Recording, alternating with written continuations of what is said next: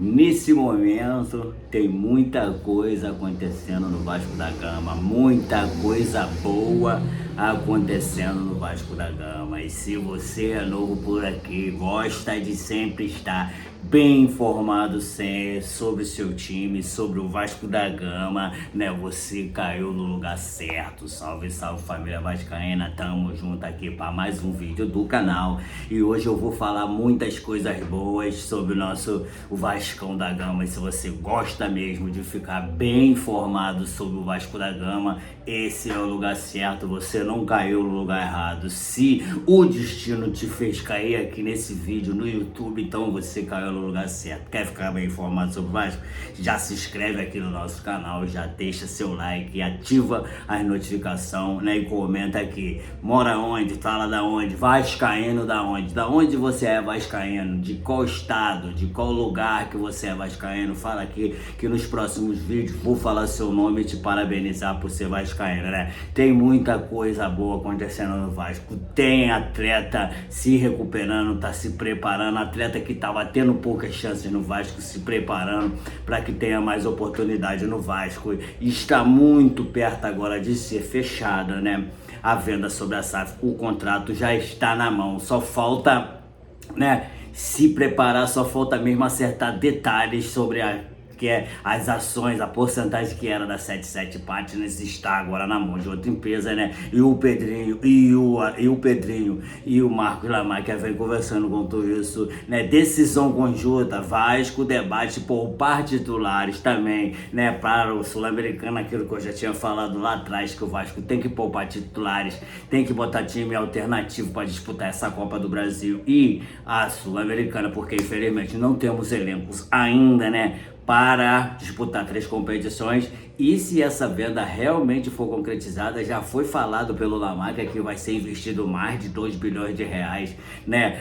Também reforma de São Januário já está em pauta, então se você quer ficar sabendo de tudo isso, esse é o lugar certo, né? A reforma em São Januário, o Vasco avança para o potencial construtivo e prepara gramado novo, né, para São Januário. Você que ficou reclamando do gramado, esse poupão aí que foi falando do nosso gramado, né? Já tem que o nosso gramado aí, Sincerão, e o Renato Gaúcho barra a empolgação no Vasco e pede reforços no elenco. Tudo isso nós vamos falar hoje, né? Vasco debate também se usará time titular na sua. Então tudo isso nós vamos falar hoje. E nós vamos começar por um atleta, né, que estava praticamente fora dos planos na era de Fernando Diniz e que com o Renato Gaúcho já teve uma chance no último jogo contra o Grêmio, né? Nós vamos falar exatamente de Matheus França. Matheus França, nova chance. Matheus França tenta dar a volta por cima no Vasco com o Renato, né? Matheus França, que praticamente estava fora dos planos, né? O técnico Renato Gaúcho, né, tem implantado uma forte rotação no elenco principal desde que assumiu o comando técnico do Vasco da Gama, né? A estratégia é rodar o grupo, tem dado oportunidade para praticamente todos os atletas, restando apenas 3 jogadores de linha que ainda não somaram minutos em campo, né? Que é o zagueiro Carlos Cuesta, que vinha de contusão, está se recuperando, provavelmente agora já está em fase final de recuperação. O atacante, o Wallace Falcão, que de repente você nem conhece, e o goleiro Daniel Fusato, né? Que temos um goleiro que é o Léo Jardim, que praticamente é titular absoluto, né? No compromisso do último domingo, do dia 22, foi a vez do meio-campista Matheus Pereira ganhar uma oportunidade e voltar a atuar oficialmente com a camisa do Vasco, né? O meia foi acionado pela comissão técnica e entrou no gramado aos 23 minutos da segunda etapa, registrando a sua primeira participação direta em uma partida oficial sob a direção esportiva. O presidente do clube carioca, Pedrinho, aproveitou o retorno do atleta para demonstrar muita confiança no seu futebol e mandou um recado direto para as arquibancadas, né? E aí o que eu falo, tá dando minutagem, tá aproveitando o Matheus França, que o contrato dele tá perto de acabar, e vamos ver se o Vasco, né, dando essa oportunidade para ele vai, né, apresentar um futebol melhor, apresentar uma evolução, porque ele não teve pouca oportunidade também, na verdade, né, que é um fim do jejum em campo e a reta final do contrato no Vasco, né? A entrada no duelo contra o Grêmio encerrou logo o período de inatividade do atleta na temporada de 2026. O jogador voltou a ser utilizado de forma oficial após amargar quase 2 meses inteiros sem pisar no gramado para atuar pelos Gigantes da Colina. A última vez que o meio-campista havia participado de um jogo do campeonato foi no confronto diante do Mirassol, válido pela primeira rodada do Campeonato Brasileiro, disputado no dia 29 de janeiro, entendeu? A tentativa de reviravolta acontece justamente na reta final da passagem do atleta pelo Vasco, logo no final do contrato do atleta. O vínculo e o empréstimo do jogador se estende apenas até o fim de junho, no dia 30 desse ano, né? E a forte tendência interna é que a diretoria não procure os dirigentes do Crystal Palace da Inglaterra para tentar uma ampliação desse acordo. O contrato em vigor não possui uma opção de compra estipulada e o jovem que chegou ao Rio em agosto do ano passado, chegou no Rio de Janeiro em agosto do ano passado, apresentou dificuldade de adaptação e não conseguiu se firmar, né, entre os titulares. O elenco vascaíno segue a sua intensa preparação diária para o próximo desafio, né? E calendário espera manter uma invencibilidade recente sobre o comando técnico de Renato Gaúcho contra o Curitiba pela 9ª rodada do Campeonato Brasileiro. Então, a chance para Matheus França foi dada. Então, agora fica com ele, vai continuar entrando no segundo tempo. Provavelmente vai entrar no segundo tempo contra o Curitiba, né? Dia 1º de abril. Então, a chance é essa. Essa parada para a Copa vai servir para o Renato também garantir a preparação técnica, entendeu? Garantir também mais rotatividade no elenco e treinar mais os atletas para terem mais preparo físico para continuar entre as partidas.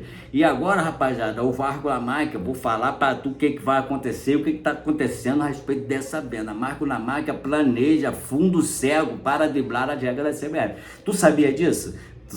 Por isso que eu falo, por isso que estava demorando muito, eu mesmo já estava impaciente, postei vários vídeos mostrando minha impaciência, que essa parada estava demorando muito, então agora nós vamos entender o porquê disso, tá entendendo? Por que que estava demorando tanto, né? O Vasco e Lamáquia, eles planejam um fundo cego. O que é o fundo cego? Eu vou explicar no decorrer do vídeo, para driblar as regras da CBF, né?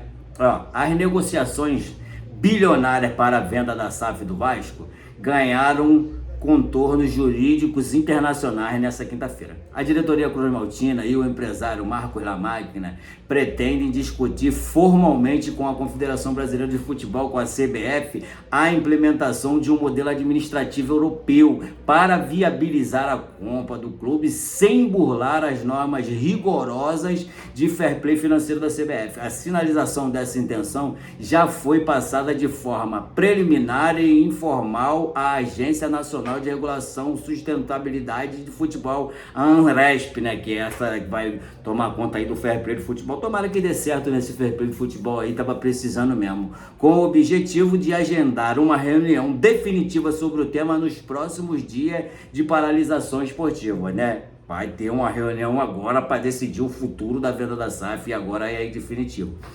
O grande obstáculo jurídico que paira sobre a operação de mais de 2 bilhões que prevê o pagamento integral de dívidas da SAF e fortes investimentos estruturais no Rio de Janeiro reside nos laços familiares do comprador. O investidor interessado é o filho direto de José Roberto Lamáquia, enteado da atual presidente do Palmeiras, Leila Pereira. O artigo 86 do Sistema de Sustentabilidade Financeira estabelece uma regra clara anti-laranja no esporte, proibindo expressamente que parente de até 2º grau, incluindo o grau de afinidade, detenham o controle majoritário ou exerça influência significativa sobre 2 clubes distintos que disputam a mesma divisão nacional da elite. A solução europeia do Bid Trust,